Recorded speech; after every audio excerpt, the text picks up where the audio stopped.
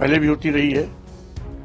आज अलग होने का कारण भी वैचारिक मतभेद ही है। अखिलेश यादव जी से मेरा वैचारिक मतभेद हुआ है, समाजवादी पार्टी से मेरा वैचारिक मतभेद है, मनभेद नहीं है। अखिलेश यादव जी को भी देखा मैंने, ये समाजवादी विचारधारा के विपरीत जा रहे हैं। इसीलिए मैंने कहा कि कथनी और करनी में अंतर है। वैचारिक मतभिन्नता के नाते मैंने समाजवादी पार्टी छोड़ी है। जब भी सही रास्ते पर आएंगे मैं उनका स्वागत करने की कोशिश करूंगा, लेकिन फिलहाल कि जब तक प्रोफेसर राम गोपाल जी महत्वपूर्ण भूमिका में समाजवादी पार्टी में रहेंगे तब तक समाजवादी पार्टी पर इसी प्रकार का ग्रहण लगा रहेगा। मैं स्वच्छ राजनीति में विश्वास करता हूं। वैचारिक और सैद्धांतिक रूप से मैं किसी से भी टकराने का बगदर रहा हूं। यह टकराहट पहले भी होती रही है। आज अलग होने का कारण भी वैचारिक मतभेद ही है। अखिलेश यादव जी से मेरा वैचारिक मतभेद हुआ है, समाजवादी पार्टी से मेरा वैचारिक मतभेद है, मनभेद नहीं है। क्योंकि समाजवादी पार्टी के नेता अखिलेश यादव जी को भी देखा मैंने, ये समाजवादी विचारधारा के विपरीत जा रहे हैं। जबकि नेताजी श्री मुलायम सिंह यादव के साथ भी मुझे काम करने का अनुभव था। वो खांटी समाजवादी नेता थे, लेकिन नेताजी मुलायम सिंह यादव जी की विरासत संभालने वाले लोग नेताजी मुलायम सिंह यादव की विचारधारा को भी ठीक से अनुकरण नहीं कर पा रहे हैं। ये दुख की बात है।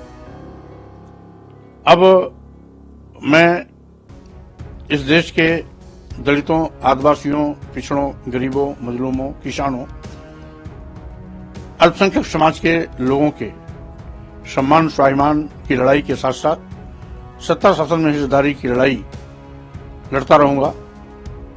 मानवर कांशीराम जी के बताए रास्ते पर चलते हुए सामाजिक परिवर्तन आंदोलन के कारवां को आगे बढ़ाने का मेरा प्रयास रहेगा। इसी क्रम में मैं 22 फरवरी 2024 को दिल्ली के तालकटोरा स्टेडियम में, जिसमें मुख्य अतिथि के रूप में एक कार्यक्रम में मुझे सम्मिलित होने का मौका मिल रहा है, वहां पर कार्यकर्ताओं से रायशुमारी करने के बाद मैं पार्टी बनाने का अपना फैसले का उद्घोष भी करूंगा। अब जब रणभेरी बच चुकी है तो स्वाभाविक रूप से समाज के अंतिम पायदान पर खड़े अंतिम व्यक्ति की चाहत के अनुरूप उसके सम्मान स्वाभिमान हिस्सेदारी की लड़ाई अब लगातार आगे जारी रहेगी। इसीलिए मैंने कहा कि कथनी और करनी में अंतर है। वैचारिक मतभिन्नता के नाते मैंने समाजवादी पार्टी छोड़ी है। मतभेद हुआ है, मनभेद नहीं हुआ है। जब भी सही रास्ते पर आएंगे मैं उनका स्वागत करने की कोशिश करूंगा, लेकिन फिलहाल अभी वो रास्ते से भटके हुए हैं। यहां तक कि नेताजी मुलायम सिंह यादव की विचारधारा को भी मजाक उड़ा रहे हैं। आज कहने के लिए तो अपने को कहते हैं कि हम सेकुलर हैं, धर्मनिरपेक्ष हैं, लेकिन कहीं न कहीं वो भी मनवादी व्यवस्था के शिकार हैं। इसीलिए हमने फैसला लिया है इस देश में गरीबों की लड़ाई लड़ने का, आदिवासियों, दलितों, पिछड़ों, किसानों, मजदूरों, गरीबों के सम्मान स्वाभिमान की आवाज बुलंद करने का और उन्हें सत्ता शासन में हिस्सेदारी देने का। माना जाए कि जो राष्ट्रीय शोषित समाज पार्टी है उसके बतौर राष्ट्रीय अध्यक्ष आप इस लड़ाई को आगे बढ़ाएंगे, जिसकी आप घोषणा शायद 22 फरवरी को करने वाले हैं। स्वाभाविक रूप से, क्योंकि मैंने समय समय पर बाबा साहब डॉक्टर अम्बेडकर, ज्योतिबा फुले, मानव काशियाम जी की विचारधारा पर लगातार काम किया हूं। लंबे अरसे तक बहुजन समाज पार्टी में काम किया।